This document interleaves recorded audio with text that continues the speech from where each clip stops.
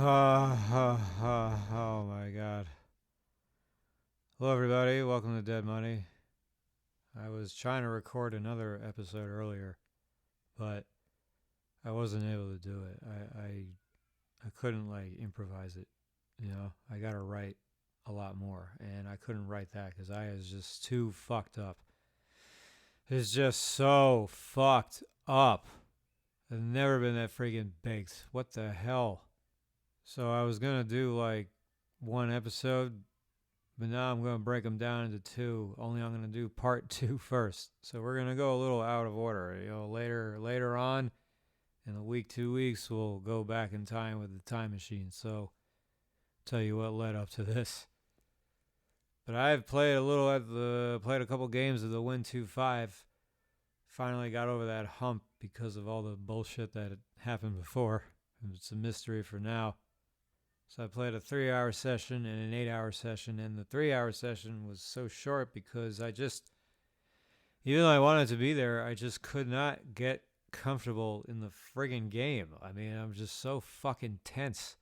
Still got a few ants to go over from that day, and then a lot more from the next. But I get transferred off a really good must-move game, and Squeaky's in the game. And if you don't remember Squeaky is a huge pre-flop whale. He actually can play fairly decent post-flop. Not that he doesn't make mistakes, but he generates a lot of action, and he gets on a lot of people's nerves. But then as soon as I get there, I get kings, and there's a raise under the gun, early position from a young-looking reg. He's got tattoos. I 3-bet to 65 of kings. Squeaky cold calls the small blind, and then there's a 4-bet to 245. And this reg is 1,500 deep. So is Squeaky and myself. I ended up 5-betting to 550, and neither player called. And I ended up getting to talking with the reg, and he told me he had 4-3 suited. Now, I decided, with no information on the guy, I'm not going to fold here to a 5-bet fold, that is. I'm 5-bet going with it. So if he's crazy or if he's stupid, then we'll find out soon enough. And if he's got me cooler, this time I don't care. I mean, it's tempting to call because Squeaky's going to call, and we're going to go 3 ways. And if I don't get an ace-high flop, I will be going with it quite a bit. But if I'm out flopped, I mean, I'm getting stacked. I mean, I just thought it was going to put me in a lot of precarious spots, and I just decided I'm not dealing with it this time. And since I don't have an image that's nitty, I figured it's worth it to just 5-bet. But I felt a little apprehensive at the time I made the decision, even though I actually think it's a very fair decision.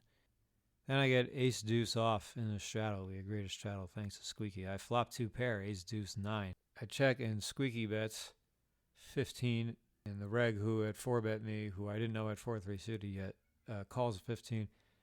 I make it 75. Squeaky folds. The reg calls. Turn is a 3, so 5-4 is a wheel. And I have a deuce of clubs, although its blocker is meaningless here. He checks, and I check back. I threw in a little trick ball. A little trick ball with the top and bottom. Definitely against my standard. I just didn't want to get check raised, which is fucking stupid. River's a 4, so any 5 is a straight. He bet kind of small. He bet like 110. I called, and he had just queen 3 of clubs. So he had flush draw and turn to pair. So I have to figure there's a somewhat fair chance he calls a hefty sized bet on the turn. I mean, he certainly would be unhappy if he folded. Then Squeaky raises to 30 under the gun. The reg, same reg, 4-3 suited, flats again. And I got ace-queen off, and I flat. And this is where I'm really starting to get very different here. Like playing very passive and just uncomfortable. I mean, I can make this 120 or more than 120 easily. The Squeaky's going to call. Reg's probably going to call if Squeaky's in there. Well, actually, I don't know that for sure. But I just call. I mean, it's just so fucking passive. I mean, I'm not saying it's a completely horrible decision, but it's just I don't think it's good, and it's definitely against my norm. And one of the blinds calls, and we go 4 ways. And it comes queen, jack, 6, rainbow, check, check. And the reg bets 80 into 120 into 2 unknown players. I'm already getting a shitty feeling about this. Ace queen on queen jack 6. I call. The small blind calls. Squeaky folds. Turns a deuce. There's no flush draws. Check, and now the reg bets 225, and I think I should probably just fold because he can have queen jack, he can have sixes. With the two calls behind him, I mean, I do not expect to beat value here. I mean, if he's betting king queen, not three betting pre or double barreling this situation, I think that's it's a little thin. And if he's got king 10, 10, 9, I mean, I don't know if he necessarily wants to bet. I mean, he doesn't want to get raised. He knows the chance he might.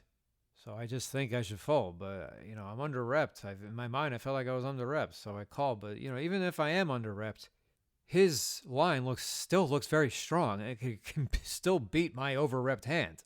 So we both but I call and the small blind calls. And the river is an ace. I got top two. Small blind thinks and checks. The reg checks. And I'm very, very tempted to bet. Of course I want to bet. I got top two. But I'm thinking the small blind could be trapping with the nuts, or he has 10-9 and missed. I mean, it's hard to think that he would overcall with just one pair and not very many ways to improve.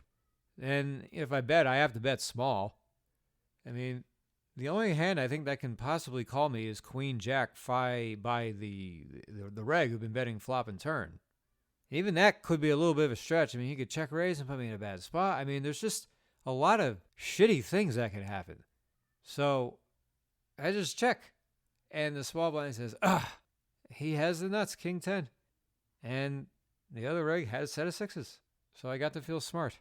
But had I 3-bet pre, I mean, assuming squeaky calls, then reg's going to call, then it comes queen jack 6. I mean, God, who knows how ugly that's going to get.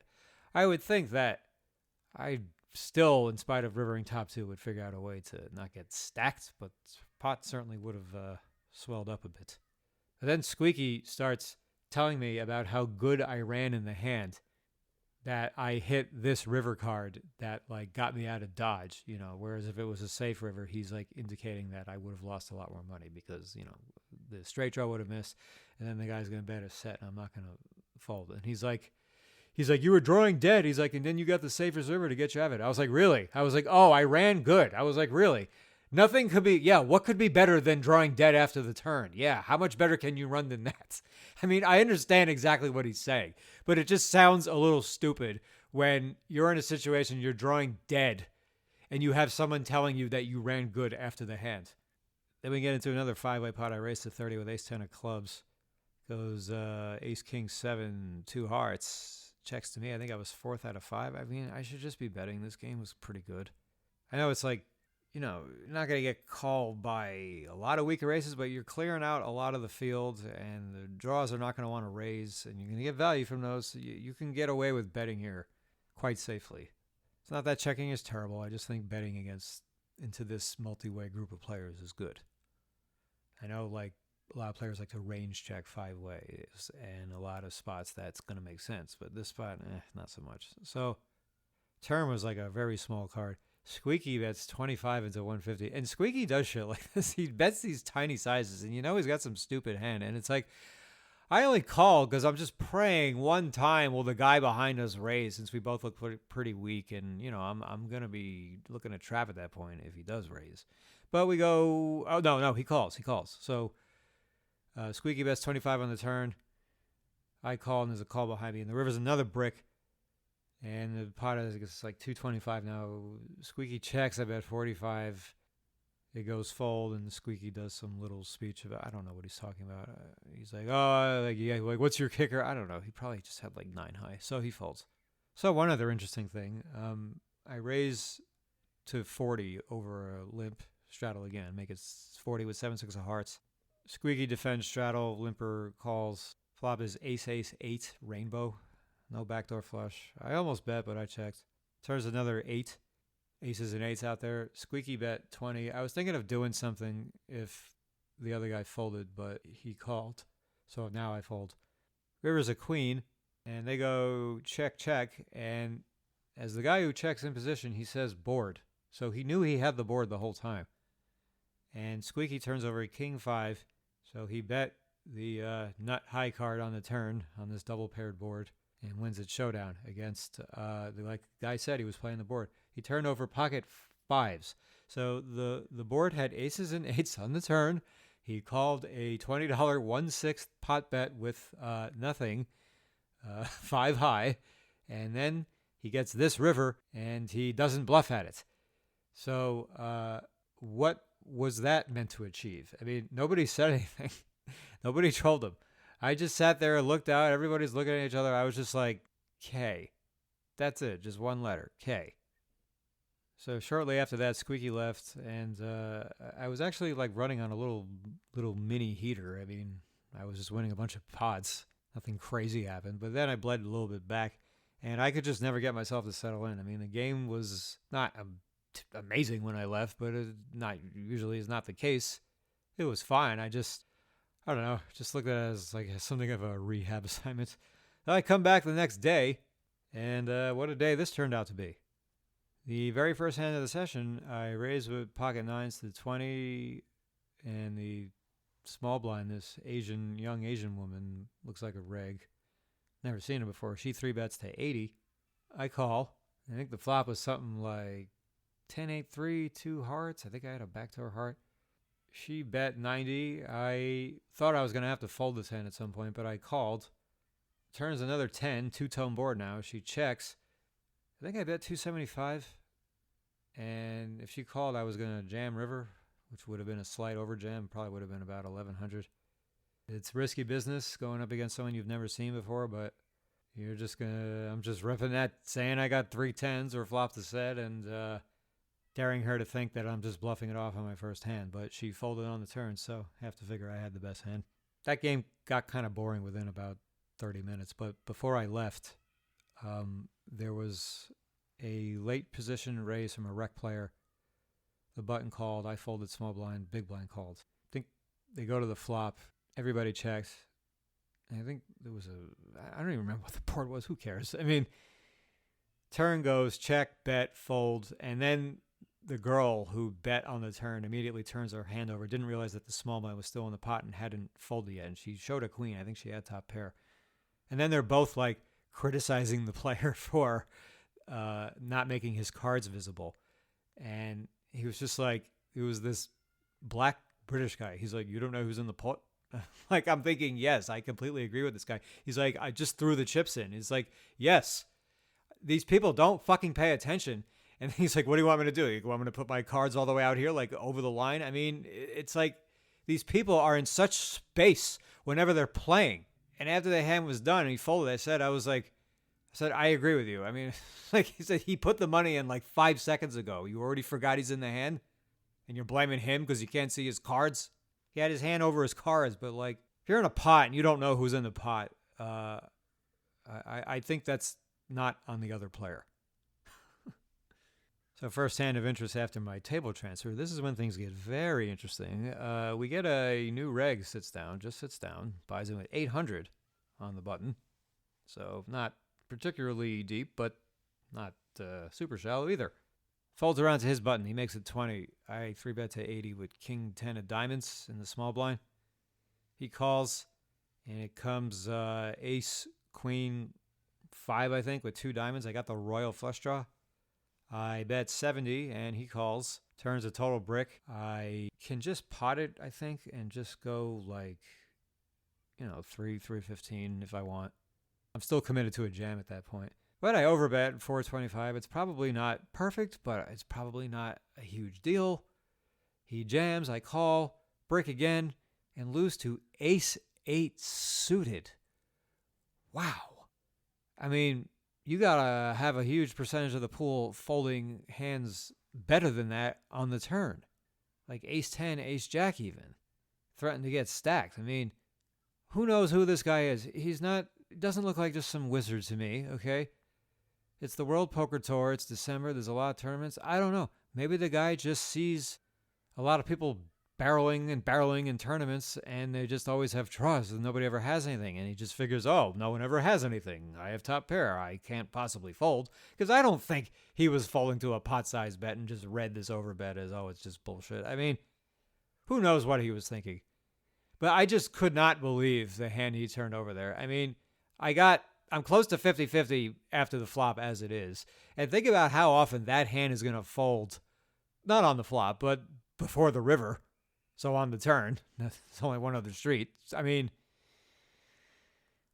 so then right after that, he raises 20 in the cutoff. This is the very next hand. I 3-bet to 60 on the button with king queen off. He 4-bets to like 225. I fold and he shows pocket queens. And just the fact that he would show that hand makes me think like, he's not just some super wizard, right? I mean, if he's some super wizard, why didn't he buy him with 1500, right? Or why is he showing that hand? I mean, I think this kid, it was just his day because he goes to the 5-10 and, 6, 7, 8 hours later, I look over there. He had about 12 or 13,000 in front of him. I don't have no idea what he bought in with, but God, I mean, his day started with me. Just is willing to stack off with a hand where he's going to be dead, almost dead, or facing a really nice draw. I mean, his equity is just flat out terrible here, and he holds on and holds on. So on we go. Then this Paul Bunyan-looking guy joins to my right. Big man with long, scraggly hair. I mean, he didn't look like Paul Bunyan, but he was built like it. I mean, he looked like a fucking lumberjack. He had raised to 15 to 20 pre in some spots. Now he raises to 35 under the gun. And I'm next to action with 10s. I just call. There's a good chance it just goes heads up with us, and just having some faith in myself to play post flop. He's about 11 or 1200 deep, but then there's a late position call, and then the blind, this white man, a very, very, very short man, 3-bets to 105. If he wants to 3-bet to appropriate size, given the fact the guy had opened to 35, he should probably be making it like at least 200, but he picks 105. He 3-bets half the pot size, okay? And there's 3 players left, and 2 of them are deep. And the one who isn't as deep is still a little deep. So Paul Bunyan calls. I call. The Asian girl closing the action. She calls. Flop comes ace, ace, 8. I'm like, oh, well, let's hope he doesn't have quads. 3-better checks. Paul Bunyan checks. I check. Last player checks. And the turn is a 10. 10's full. And there's 2 clubs now. The 3-better checks again. Bunyan checks. I think I got a bet.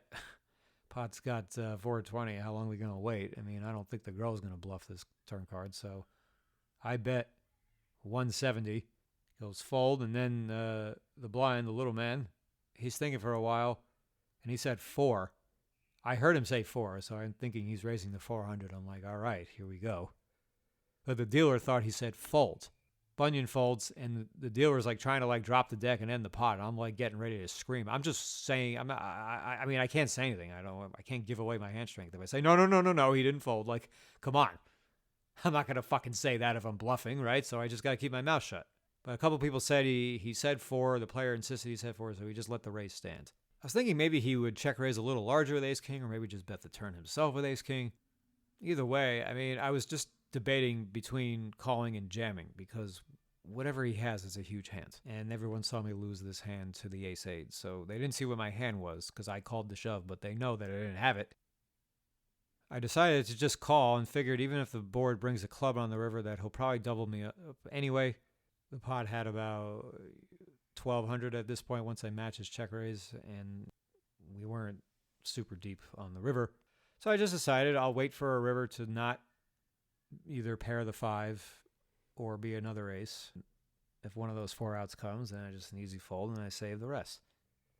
So I call, the river is nothing. It's a 4, he jams.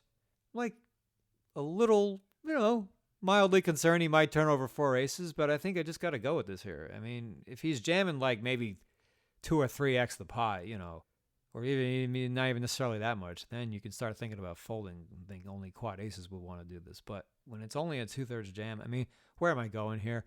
And sure enough, he's got the fucking quads. Yet another cooler. Stone cooler. He's not going to have any other hand besides ace-king or aces. And now we go back to his tiny 3-bet size, and we see what he's doing. He doesn't want people to just fold pre-flop. He doesn't want to lose anyone pre-flop and just end it now. But you know something?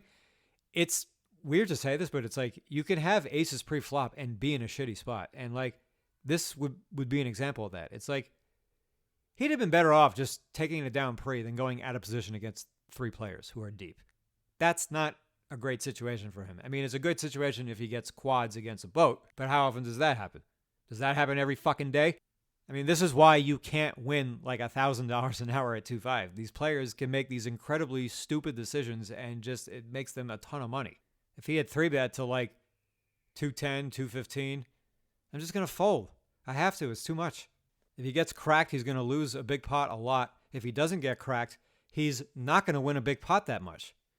He's just setting himself up for such a negative EV situation. But then he gets this run out. So he gets to look wonderful. And right after this hand happens, then this Indian player sits down, a young man, and, people are all baffled by the hand. They're like, wow, both to quads. He's like, he sits down. He's like, who had quad aces? Who had quad aces? And I'm not trying to be fucking racist by imitating his accent, okay? Don't tell me fucking Indian accents are not funny, okay? He's like, who had the tens full? He's like, you had the tens full? I'm like, let's have a conversation about this. He hasn't even taken a fucking hand yet. The guy is just sitting down. I said to him, I was like, you can't start needling players until you've taken a hand. I mean, I wasn't like being a huge dick. I was like kind of being humorous about it, but like at the same time, a little serious. It's like, will you shut the fuck up? Are you out of your fucking mind?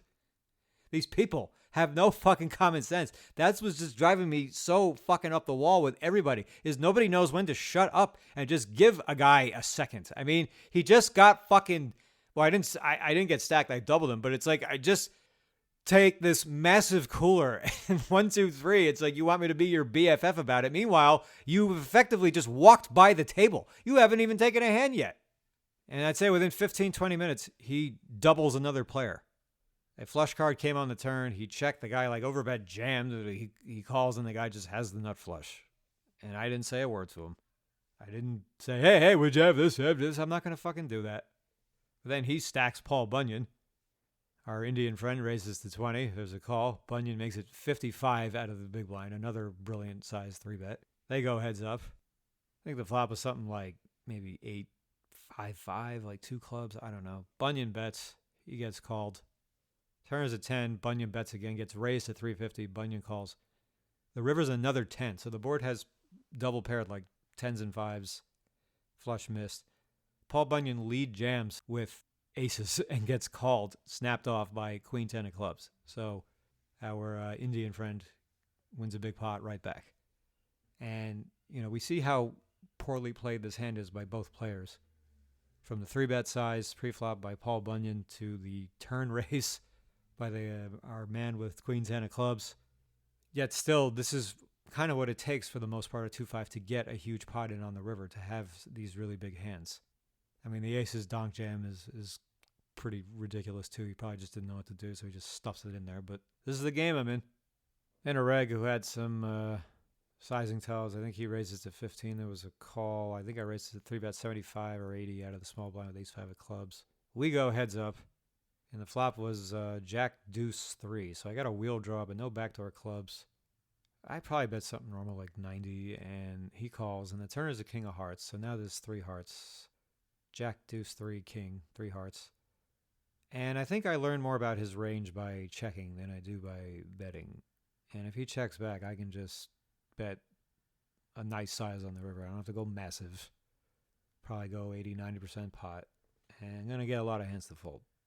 When I check this turn card, I mean, because I've been tight for a while pre-flop, I mean, I expect him to expect me to have a lot of aces, ace-king, kings, jacks, a lot of hands that are not going to want to fold to a turn bet and then might get sticky on a river bet, especially if I have the ace of hearts. So I think if he just has like a middle pocket pair, with or without a heart, he's just going to check back.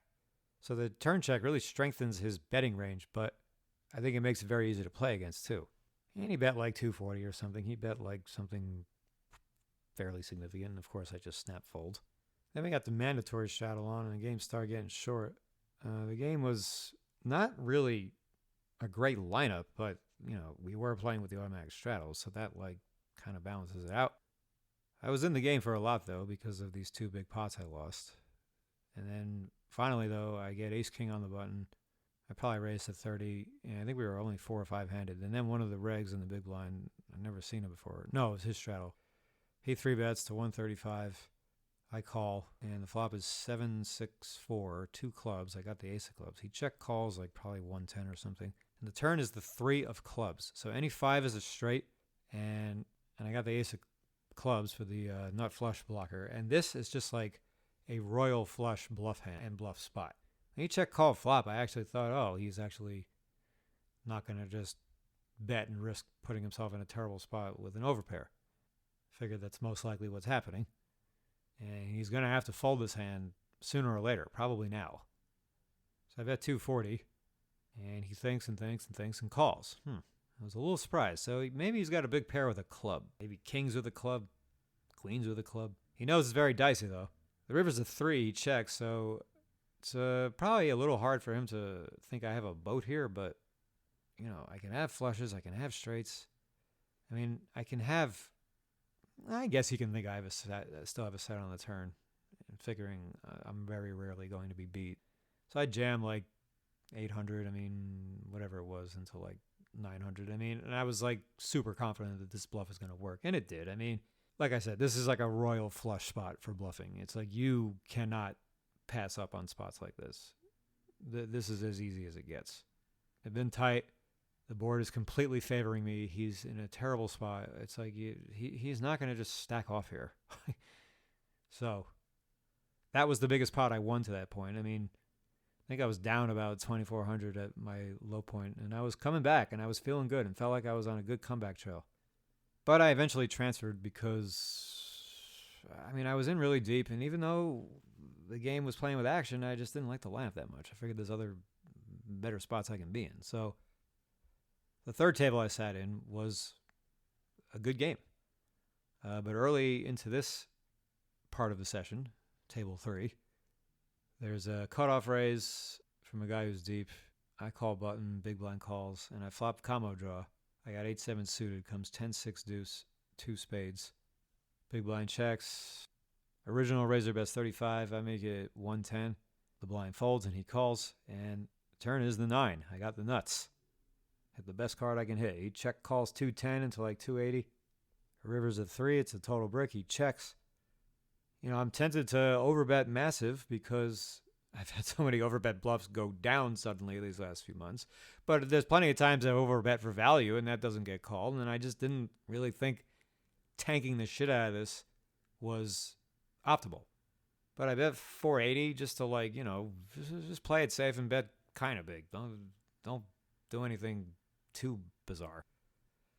And he's going through the whole speech. He's like, I don't know if I can fold this. He said, I don't even have a spade, which he made it sound like that was a bad thing. If he wants to call, he wants to not have a spade.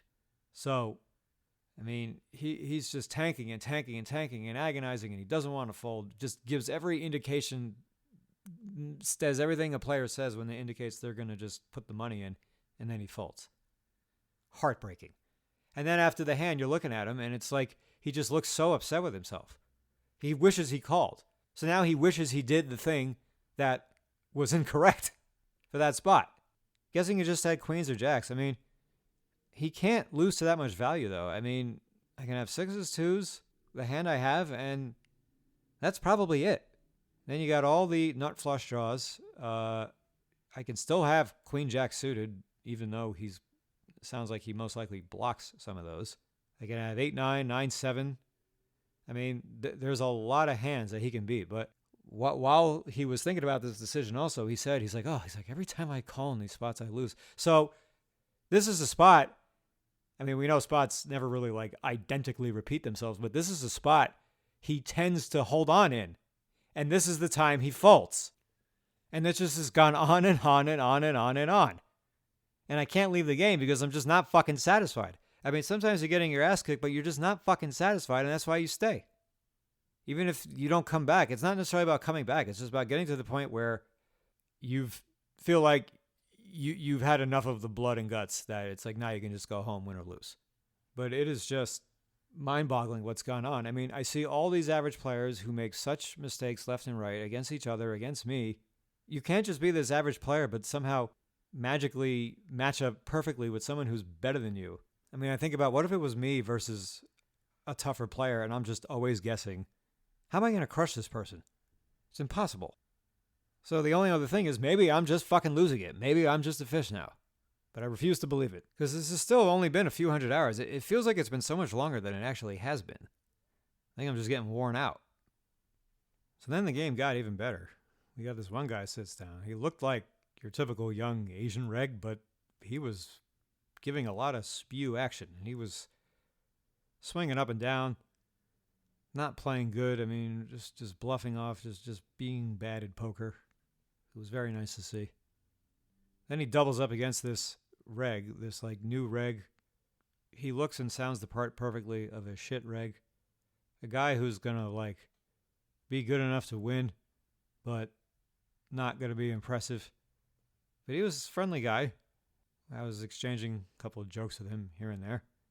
But when he doubles up this fish, I mean, you could tell he was starting to play a lot looser, or a little looser. You could tell he was starting to unhinge a little bit, just enough. So I was keeping my eye on him. But before anything happens with him, I got into a hand where this Asian lady opens to 20 at 3-bet jacks to 60. I get a cold call. She calls. Flop comes king high, and they check fold. Now she's 1,500 deep, and I think I played with her before, and she's just very, very nitty. And then the next hand, she raises to 25. She's varying her size. So I got ace-king off, and the cutoff. It's tempting to call when she goes bigger pre, but I had 3-bet to 75 anyway, because sometimes these players surprise you with the hands they open with. You know, when they size up and, you know they're going to have something, but they're not necessarily premium hands. So she calls a 75, and the flop comes 10-9-8, 2 hearts. And she checks, and I check back, figuring I'm up against a lot of sets and overpairs. So I'm not going to get after this, really. And the turn is a king. The pot has 150, and she bets 125 into me. And I should just fold. I am not going to beat anything. This is chop or beat, and probably beat. Of course, if I am beat, why is she betting instead of checking a card, the perfect card for me to bet whether it hit me or not? Because players are bad. She's just think, oh, he's got ace-king, so I'm just going to tank it into him because I can beat it. I mean, maybe it's only king 10, 10, 9, but I can't beat either one, or it's a set and I'm dead. But in practice, I guess it's just hard to fold here, so I fucking call. And then I river an ace, but it's a heart, so the front door flush came in, even though there's been very little reason to believe either one of us could have that. She checks, and I almost checked again, but now I thought I can maybe beat some 2 pairs here. Maybe king 10, 10, 9. We know if she has ace-king, she'll just call. Yeah, she might have a set, but all right, I'll bet 115, and she calls with a set of 8s. So it's like a 50-1 shot to go backdoor 2 pair.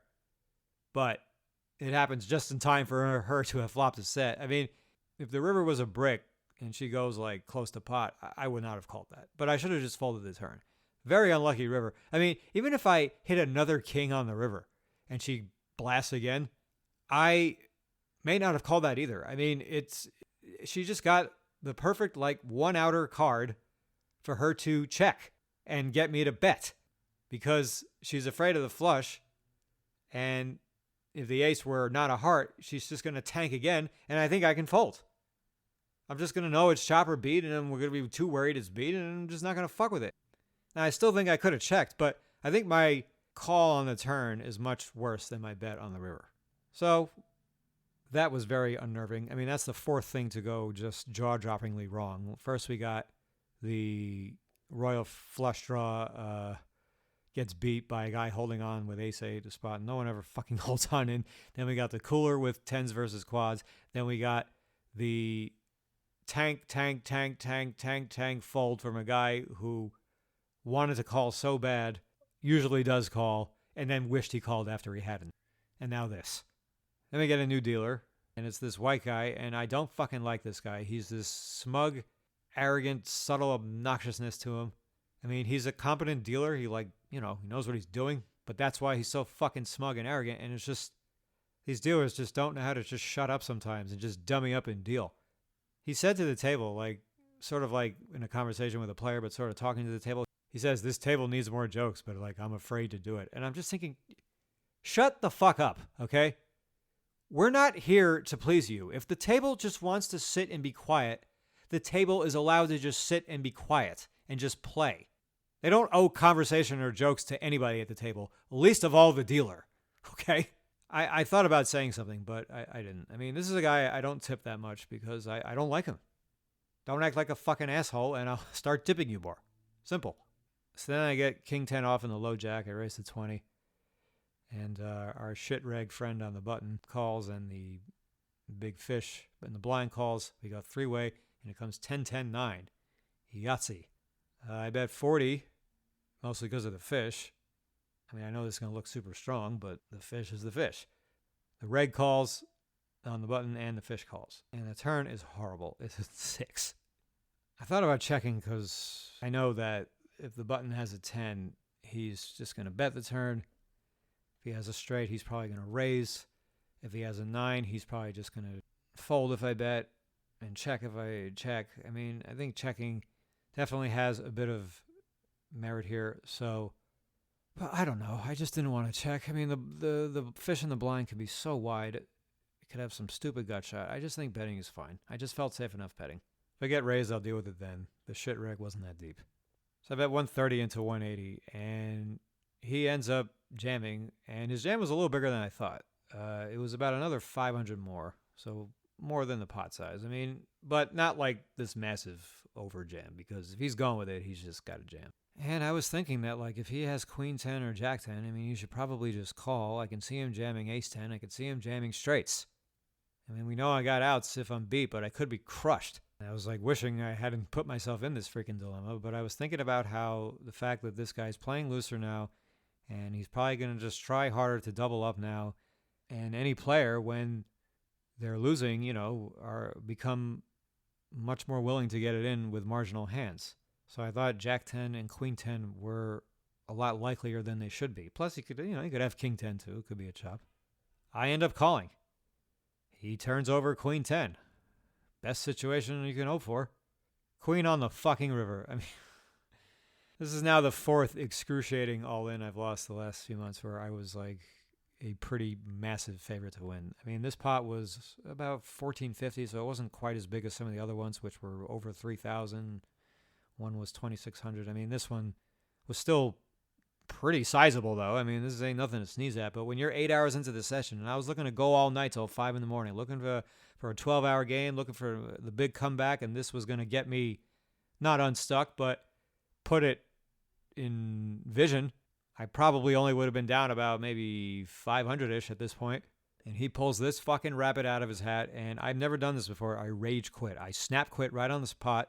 I got up, got racks, and came back. And as I'm racking up, the guy says, who granted I was friendly with before. I mean, he's like, oh, I'm sorry. He's like, I made a big mistake. I thought you had an overpair. I mean, and I just cut right off. I was like, you're allowed to win. I said, you don't have to say a word. You're allowed to win. Now, I said it a little more aggressively than I just said it here, but I didn't say it crazy, okay?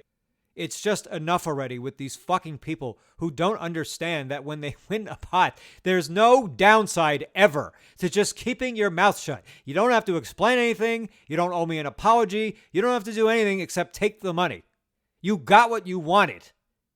You got queen 10 off. You're spewing left and right. You make a horrible jam on the turn, and then you pull this fucking miracle out of your hat. I mean, this is probably the most tilting way to lose. We understand against fish that they're going to beat us sometimes. We accept that. We know it's going to happen. It's when these shit regs, these garbage shit regs who think they're winning players, just get a little stuck in the game and now just turn into a total fucking spot, and then they pull this shit out.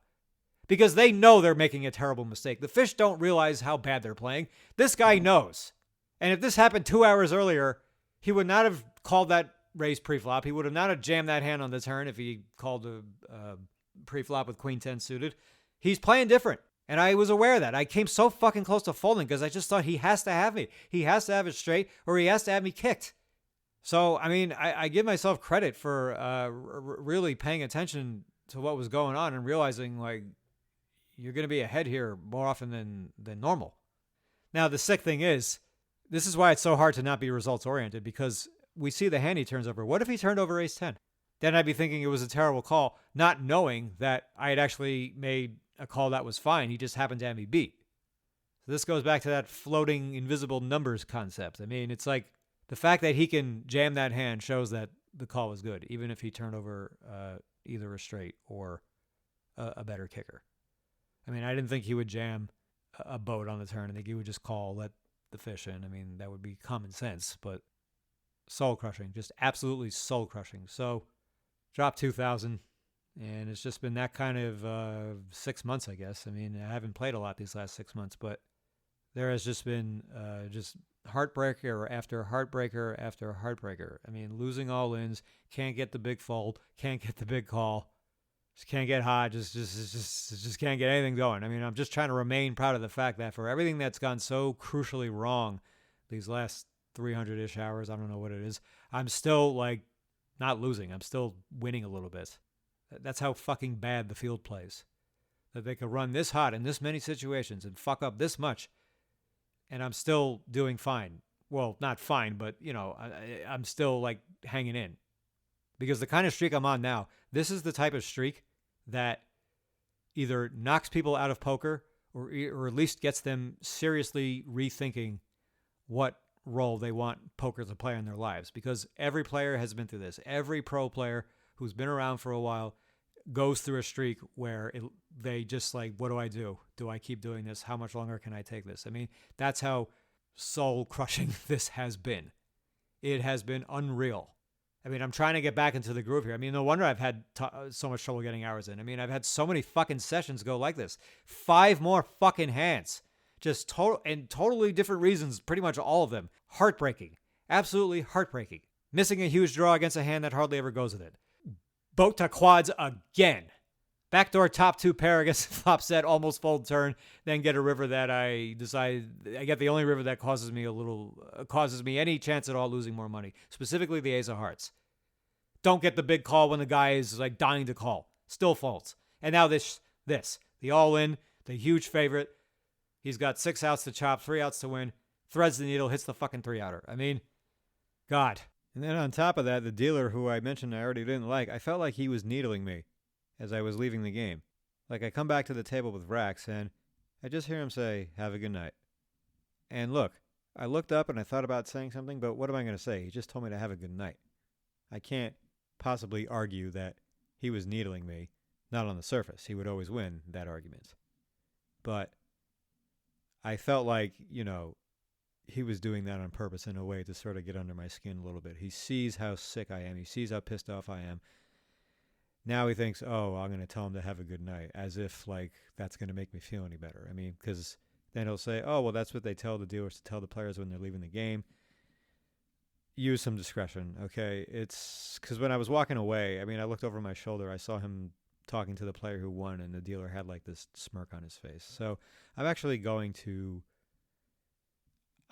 snitch on this dealer to somebody, because it was mostly because of that comment he made about telling the table that they need to joke when he's afraid to do it. Almost like he's making fun of us for not giving him the entertainment value that he thinks he deserves or that there should be in a poker game. I mean, it's just...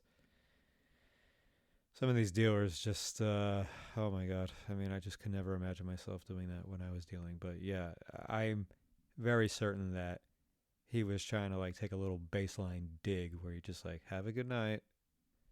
All right, well, I'll either tell somebody, or if I see him on my own, I mean, I may just pull him aside and tell him on my own, like, something to the effect of, I think you're a real smartass when you're dealing to the players, and if you think that's going to make me tip you anymore, like, you're in for a big surprise. I mean, maybe I won't go into the tipping part, but just let him know that, like, you're not fooling me for a second.